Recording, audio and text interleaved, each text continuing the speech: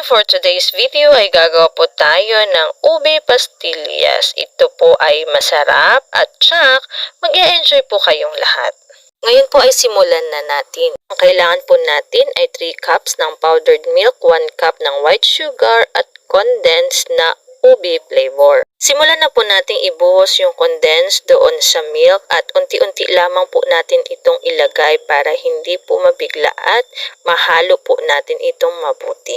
Siguraduhin po natin na even yung pagkakahalo po natin, kaya naman gumamit na po ako ng gloves dyan para ma-mix ko siyang mabuti at makabuo po ako ng parang dough. Kapag nakita po natin na ganyan na po yung kanyang itsura ay pwede na po yan. Simulan na po natin itong bilog-bilugin at kumuha nga po pala ako dyan ng scoop na ang sukat niya po ay 1 teaspoon. Kaya naman, ayan, sinimulan ko na po itong bilugin. Nang natapos ko na po itong bilugin, ganyan na po ang kanyang itsura. Ito po ay aking pinaroll sa white sugar.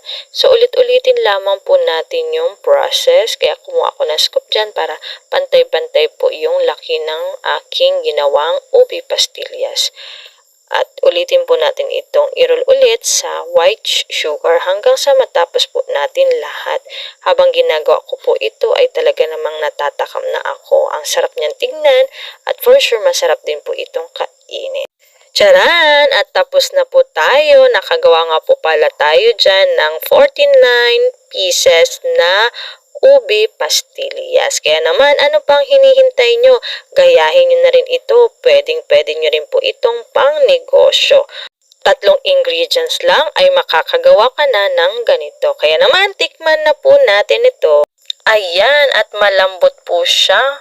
Sakto lang yung tamis at hindi po siya nakakaumay kainin. Pwedeng-pwede nyo po itong panghimagas. Kaya naman kung nakaabot ka din po sa video ito, maaari po bang paki-comment ulit kung taga saan ka upang mabati kita sa susunod na aking video. Yun lamang po at maraming salamat sa inyong panonood. Ingat!